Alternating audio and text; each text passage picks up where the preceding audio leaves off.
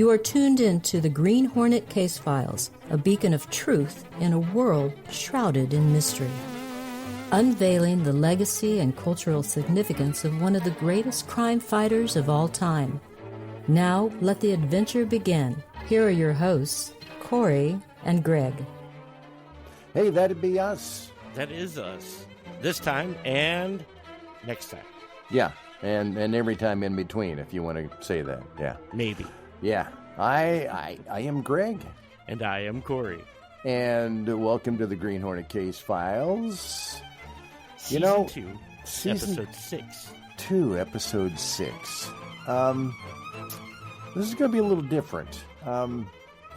We have been working on some things in the background that we're hoping we can share. We've been kind of alluding to that for the last few shows, but some things are happening in the background, and for those of you in the Hornet community that are always looking for exciting new things, I'm hoping to say that they are going to be exciting new things for you. With that said, I don't have any news yet. We don't have exciting things to say today. Yet. Yeah, exactly.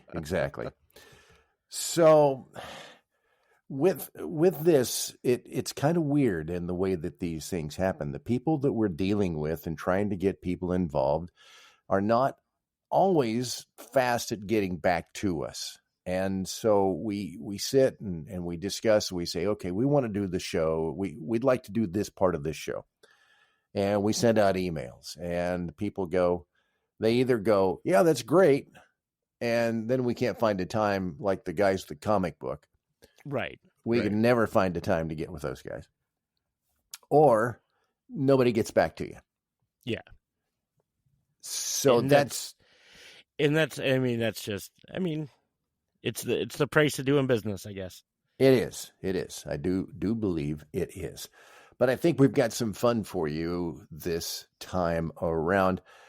Other than, teasing you again with the prospects of some news, we don't have any news. No. But personal anecdote. And I didn't even tell you this because I wanted to tell you when we recorded. Oh, that's great. Okay, I'm sitting. Over the weekend, I went and saw the Wu-Tang Clan. Wu-Tang, nice. In concert, their farewell tour, and they used the Green Hornet sample. They played the song. And I was like, I didn't have my phone out or anything, so I didn't have it recorded, but I was like, oh, I'm excited. I'm going to tell Greg on the show. Nice. It was super awesome. And actually, that works well for the show that we're going to try and do tonight. It was on theme. It worked out really well. It actually does work out really, really well. And we'll explain that to you here in just a second or two. We've had some more nice, really, really great comments from some folks. You want to read the first one? Yeah. Let me get this first one. So, hi, guys, long-time listener, first-time caller. I love that you guys are doing a podcast focusing on the Green Hornet. He's a character that definitely deserves more attention. I came to the character through the Now comics. I have continued to read the books put out by Dynamite Entertainment, and I'd love to hear some discussion about the comics on your show. I think that would be fascinating. Keep up the great work, Robert Junker. Robert, I got news for you, homie. Go back. We have Phil Hester on the show. We had Ron Foytier on the show. And so if you do a little bit of deep diving, you're going to be in comic Green Hornet heaven, my friend. Yeah. Thank you very much, by the way. We really appreciate the shout-outs. Yeah, I appreciate that. And one of the things that we do want to do is to dive into individual episodes of the show, individual radio shows, and individual comics. I would love to take apart Kevin Smith's Dynamite run. Do a deconstruct of the whole thing. Yeah. Well, you know what? Let's set that for later this summer. I'd love to do that. I think that'd be great. David Powell sent us a note and said, thanks for the shout out on the fan short films episode. To answer your question, it is, in fact, the Wold, W-O-L-D, Newton universe. And he sends us a Wikipedia link to go there. He says the Lone Ranger and the Hornet are included in the family, in quotes. This is the mother of all rabbit holes, so tread carefully. The Wold Newton universe, and it talks about a family tree. And I guess he's not playing. I clicked on that, and rabbit hole, rabbit hole, rabbit hole. It's if I had people here up from California to go to that concert with us, so we had company all week. You had sent me some of this, and I didn't have the time to dedicate to it that I wanted to because I got sucked into it for about an hour.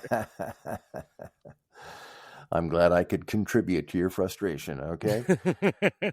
And actually, in reading down through some of this, writer Win Scott Eckert is part of this whole thing. I guess he's the one that actually came up with the Wold Newton universe idea.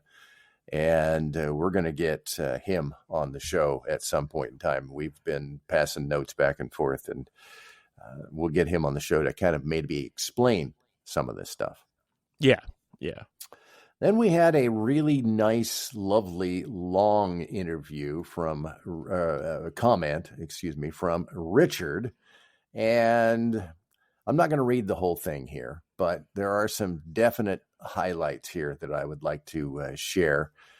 Your podcast is wonderful. I enjoy that you both take side streets, but you always come back to the Hornet. It's wonderful. I don't know how many times I wish that I could be part of the conversations you two have.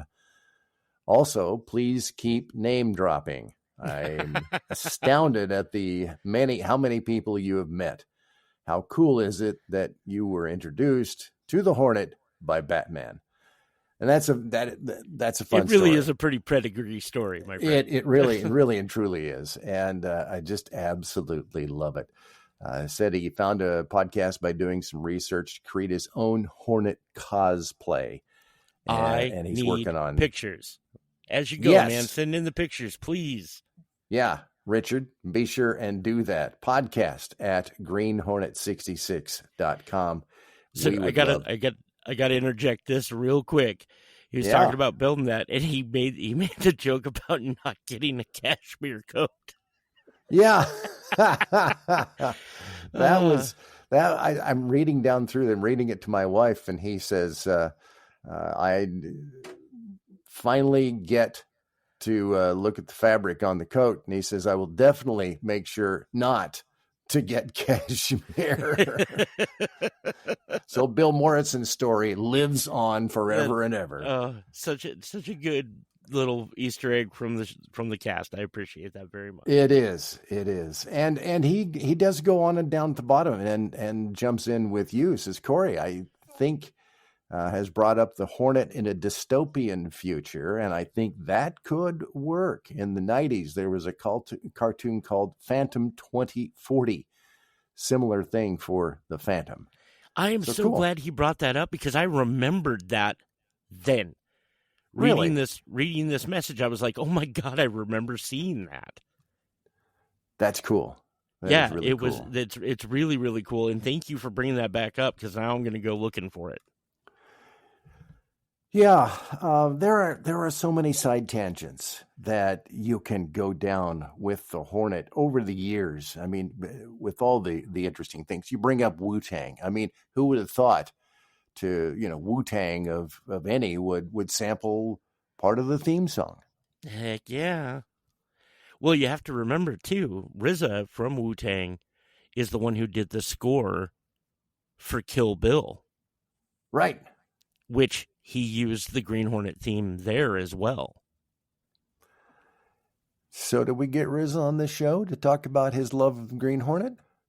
If you want me to have a coronary while recording, yes. Yeah, all right. I'll work on that, all right? You understand my love for Wu is deep. Yes, I do. And for those of you listening, Corey's love of the Wu is very deep. Very deep. Hey, if you'd like to give us a little shout, little love, we appreciate it. Go to Ko-fi, Ko-fi or Ko-fi.com, Ko-fi.com/Green Hornet Case Files. And we'd sure appreciate just, whatever you can spare, some coffee money or Ko-fi money. Mm-hmm. Yes, and it's all goes to helping foot the bill to keep the show afloat. We really appreciate that very, very, very much. Yep, we sure do. So you brought up Wu-Tang, and that, without you knowing it, it really did tie into what I was hoping to get to this week. And I will apologize sort of up front because I'm not exactly sure how we're going to get around to all this. This is kind of an unusual sort of thing. I happened to note on one of the Facebook groups, Green Hornet Facebook groups, somebody had posted a picture of a record that I had never seen before. I think it was a 45 RPM record. For those of you of a younger generation, it's before CDs, it's before streaming and download, okay? If it makes you feel any better, I have Wu-Tang on 45. Okay, I'm happy to hear that. And I got to looking at this, and then I started, of course, doing some deep dive things. And I love doing this stuff because I started my radio career back in the day of playing, 45s and albums on the radio. And this was a single that somebody, I think, had found someplace from 1966. And it was titled The Green Hornet by, wait for it, the Super Dupers. Heck yeah. Heck yeah. The Green Hornet by the Super Dupers. And a little side note here, it says a crunchy instrumental version by a group including, and I don't know if this is, I can't find real words on this, but it could be that Leon Russell and J.J. Cale were part of the Super Dupers. Really? I can't verify that, but it was a side note. You can neither confirm nor deny. I can neither confirm nor deny. And it was released on Cricket Records. Now, I happen to have it, and I believe this is it. So I'm going to play a little bit of this. I'm going to just try and play a few snippets of some things here this evening. I won't play the whole thing because we'll be here all night long. So I'm so excited right now. All right, here we go. The Green Hornet by the Super Dupers.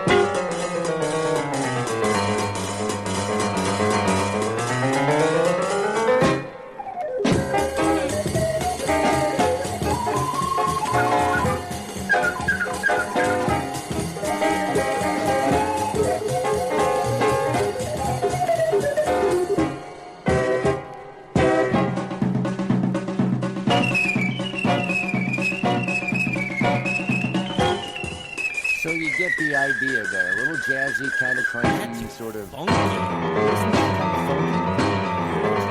Some bossa nova to it. It's got some, like, a little bit of garage, like 60s garage sound. Yeah, that's killer, man. That is awesome.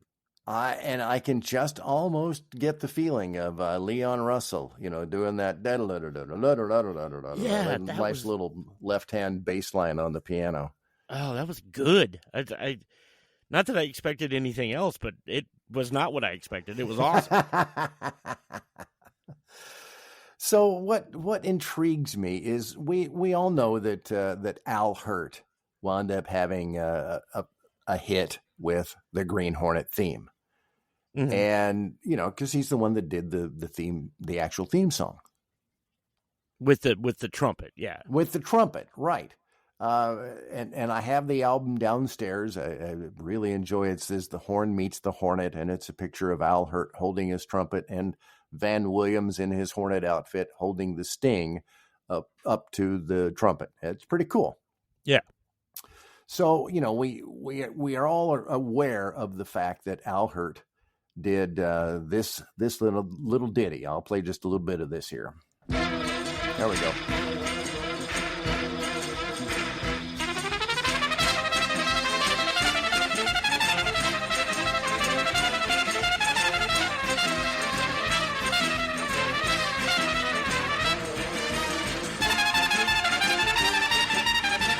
So we all know, we all love the Al Hirt version of the Green Hornet theme, and it was a hit, and it was a song that actually was done by Billy May. And Billy May, if I remember right, conducted the orchestra and put out an album of Green Hornet music. And you maybe don't know this one, Corey, but it was they called it the TV Score album. So supposedly these are the tracks. I haven't verified this either. I haven't had a chance to watch any Green Hornet music stuff. But supposedly this contains TV Score tracks with the names like Hornet, Kato, Activate the Scanner, and some so actual score music composed for this. Yeah, exactly. Okay. And so if you're so inclined and you want to go in and lean into it just a little bit, you can listen to some of this. I'll play just a selection of a couple of the first ones. The Green Hornet theme by Billy May. Here we go. We know this one.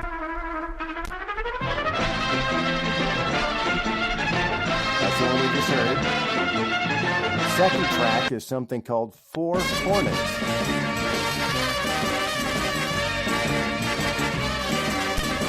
That's a pop.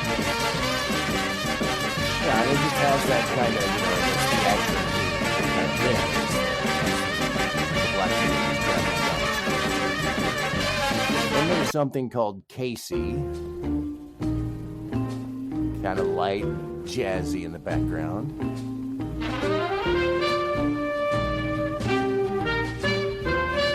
And, if you listen to you watch the episodes, you hear that. That's during Rick Regan's office. That's Yeah. What will we have? You want it on the rocks? I'm a Negroni kind of guy. Oh, okay. All right. Yeah, a little bit of jam. I'm not even going to go there, buddy. And here is Kato by Billy May. All right, here we go. So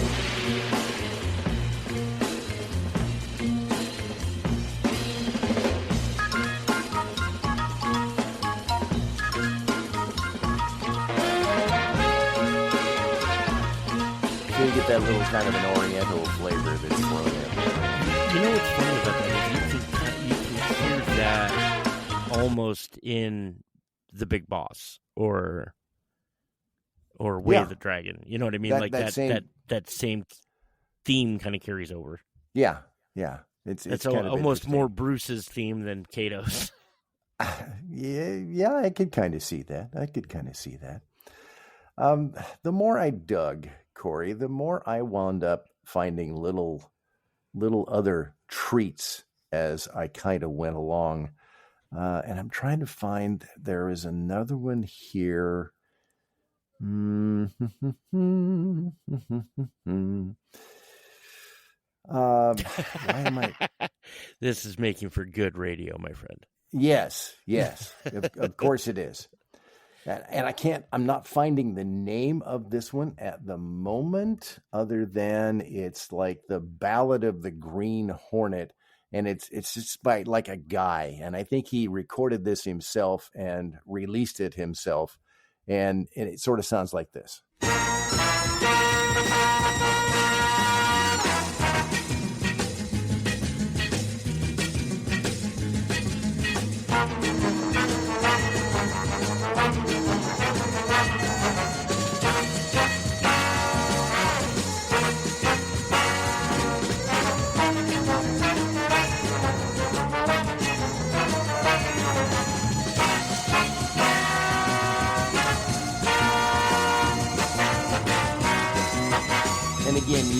that feel of, the Hornet, and that kind of movie sort of vibe to it. It's like the Hornet meets Secret Agent Man.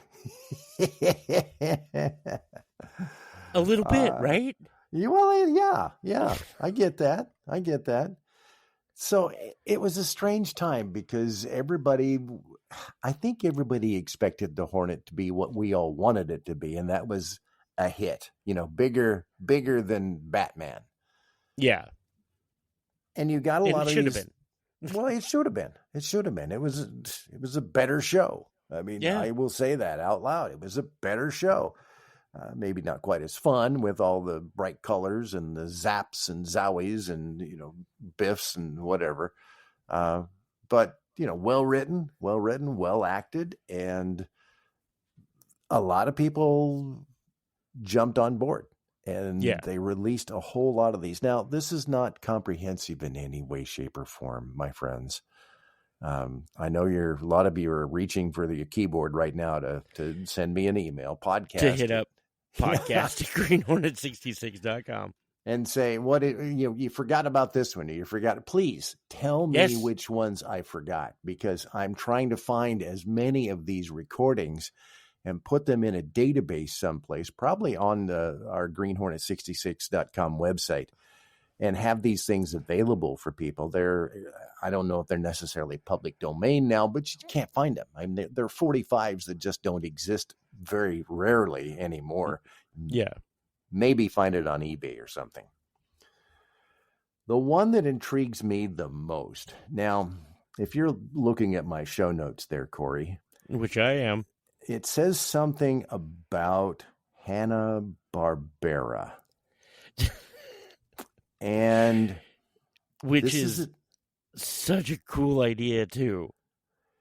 This is one I cannot either confirm nor deny the existence of this, although there was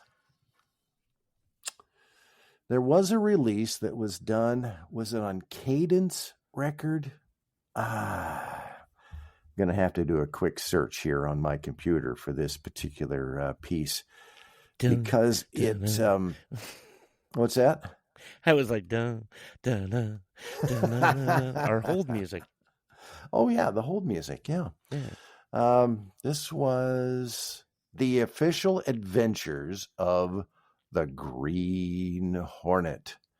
So was this like one of those like audio or like records that came with a storybook type of situation? It didn't have that I know of. It didn't, but it was a story. Okay. On Leo Records, Leo the Lion Records, which was an MGM Records, also a division of Metro-Goldwyn-Mayer, and I believe this was 1966-ish, somewhere in there. And what will blow your mind here? I'm going to play a little selection of one of these. Let me see which one it is here. Counterfeit a Go-Go is side 2. Yes. It lists on here, these were not done by cast members. This is not official, even so it says The Official Adventures of the Green Hornet. But there were no Van Williams, Bruce Lee, Wendy, none of these people. Right. But it says here, and I'm going to blow your mind, okay? The cast, the narrator is a fellow named Jackson Beck. There is Charita Bauer. I have not looked these names up. Bernard Grant, Ronald Liss, Liss, George Petrie, Guy Rep, and ready for your mind to be blown? Indeed. Ian Martin. Shut up. One of the actors' names was my son's name. He wasn't the actor on here, obviously. But it says right there, Ian Martin. What a small world.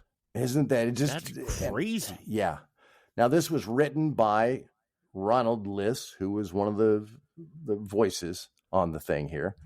Okay. And let me play you just a little selection of Counterfeit a Go-Go. Here we go.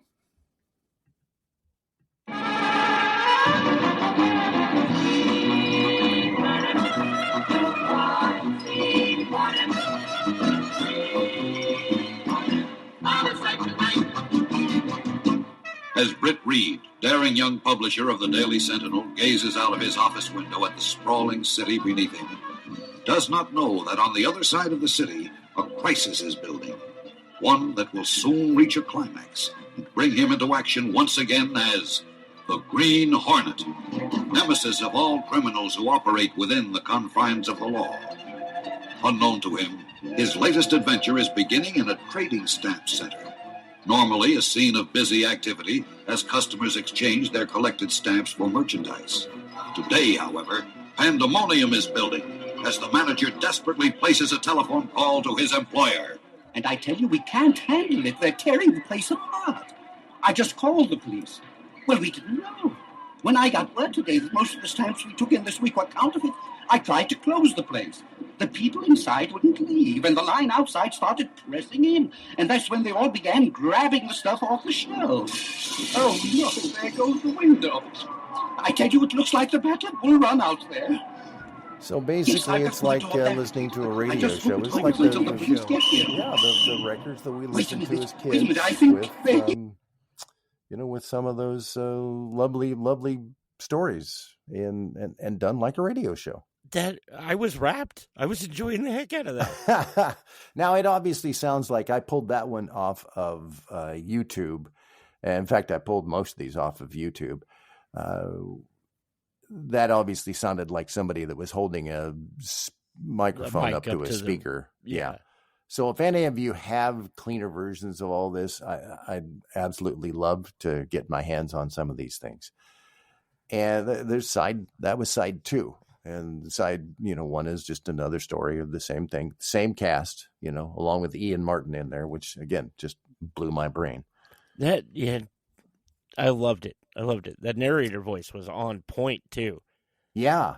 Had that tied in and nailed down really, really good. Yeah. I don't know though if this, because it says Hanna-Barbera in my show notes and some of the research that I was doing. I don't know, and it doesn't say anything about, Leo the Lion Records. So maybe there is another one out there, an actual Hanna-Barbera Green Hornet record that you guys and gals know about.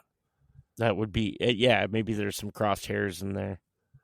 Yeah, I'd really, really like to get my hands on if it was actually Hanna-Barbera, because here I'm name dropping again. I actually knew several of the voice actors that worked with Hanna-Barbera, and it would that would tie it back up in a nice little bow for me. Oh, really? Yeah, I can see that. Yeah, it really and truly would. Well, so the amount of times that Batman showed up in the Hanna-Barbera, and like Adam West and Burt Ward were on Scooby-Doo and stuff. Yeah. So it's like, it's not out of the realm of possibility that those worlds could have crossed more. Not at all. Not at all. Yeah.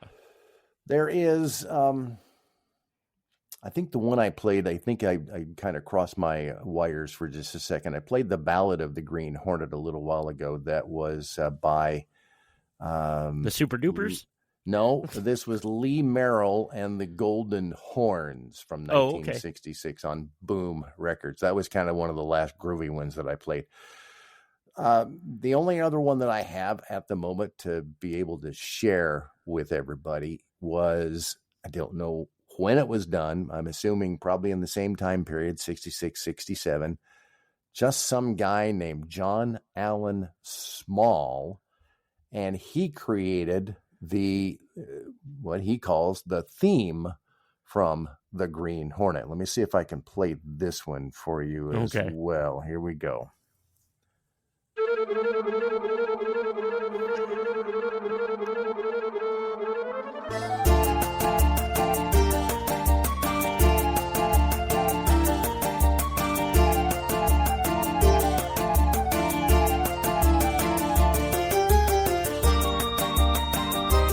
And what this sounds like, Corey, this sounds like a MIDI file. Yeah. Somebody has pulled over into like an 8-bit generator or something.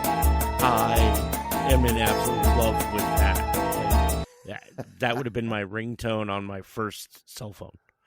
Yeah. My Motorola Razr flip phone.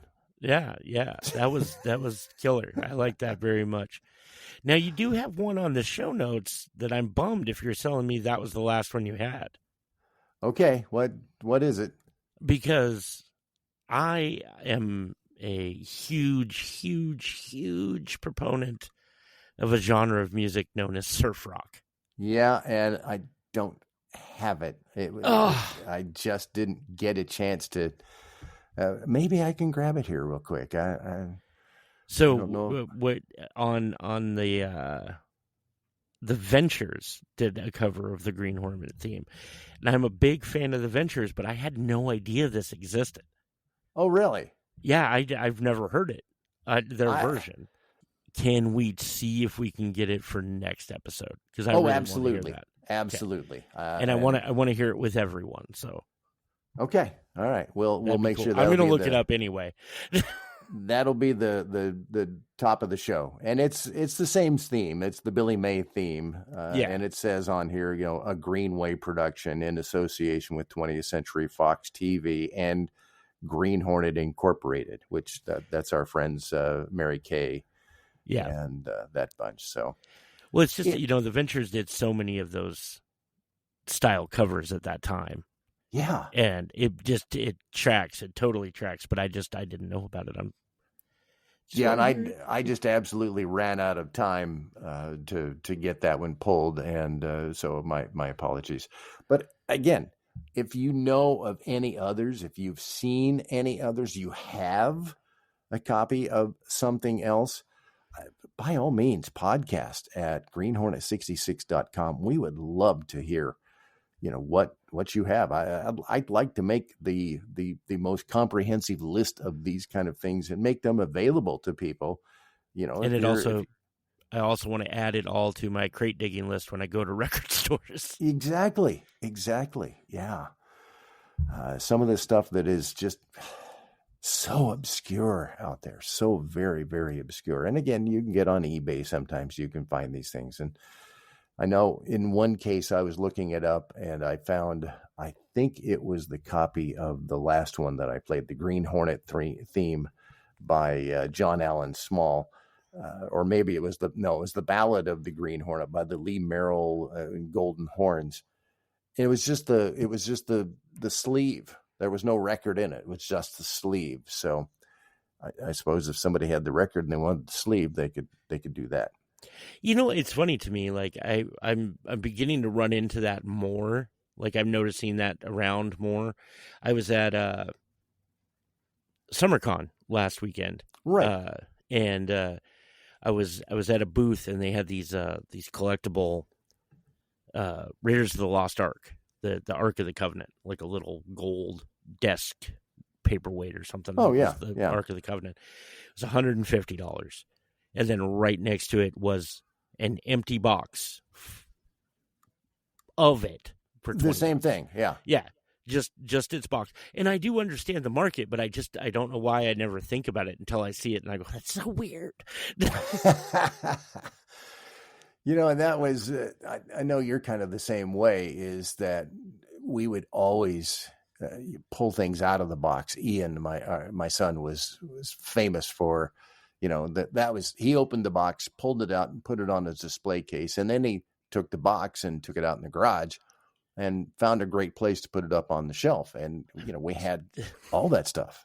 Yeah. There's boxes. So many closets full of empty boxes. Oh yeah. Everywhere. I still do. Yeah. So I love this. I love the fact that in 1966, people were so enamored with this wonderful Hornet piece Fever. of music. What's that? The Hornet Fever. The Hornet Fever. Yeah. Yeah. Flight of the Bumblebee, and then reworked by Billy May into the Green Hornet theme. And these people that would come out of the woodwork to be able to put some of these things together. I just absolutely love it. Well, the fact that that part has absolutely stood the test of time. Yeah. When you talk about the Green Hornet to people who aren't avid fans, they still think of that theme. Oh yeah. You know, You have the music was an integral part, and so very, very 60s. Like all of that came out at that time. It was just so, it had that, you know, groovy vibe to it. It's like the Billy May record of the soundtrack, and there are times when I will put it on while I'm driving in the car, just because I feel it's my driving music. Can you manage to do the speed limit? Because I can't. I do tend to maybe weave in and out of traffic a little bit every once in a while. I know I've brought it up a couple of times, but I like to listen to the Kill Bill soundtrack. Mm-hmm. And when it comes on, man, it's pedal to metal. I'm doing 95. That is not an admission of guilt. Oh, speaking of driving, I was having a lovely conversation with one of our Green Hornet collectors and fans here a while back, and I don't have his name in front of me. I'm remiss to do that, but we were discussing the fact of trying to find a black beauty in the Pacific Northwest, where Corey and I live. And if you know of one, by all means, let me know.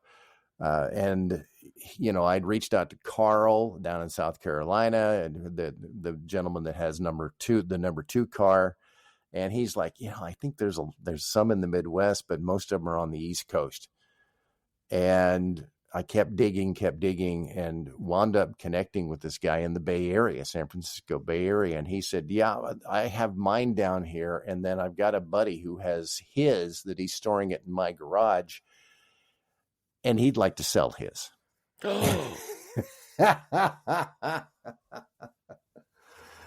An audible gasp from the Corey. I have not won the lottery yet. Well, I'll go buy a ticket as soon as the show's over, man. That'll be my gift to you. There you go. You just go get that lottery ticket. Yeah, I'm on it, buddy.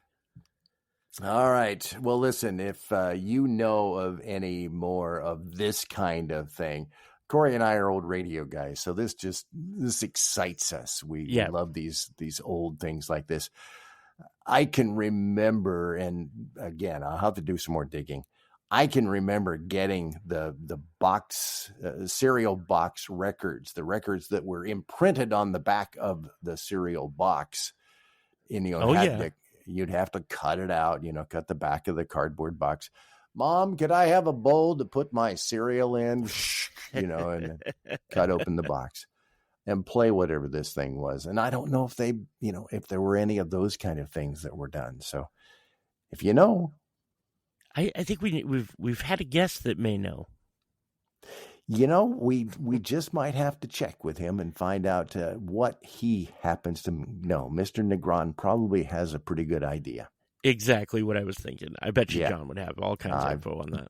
Bet you John could. So, but hey, with that, that's what I have show-wise this time around. It's just some wonderful Green Hornet music that was created and played back in the 60s. Maybe, again, you have a collection of this stuff. By all means, let us know. Podcast at greenhornet66.com and share.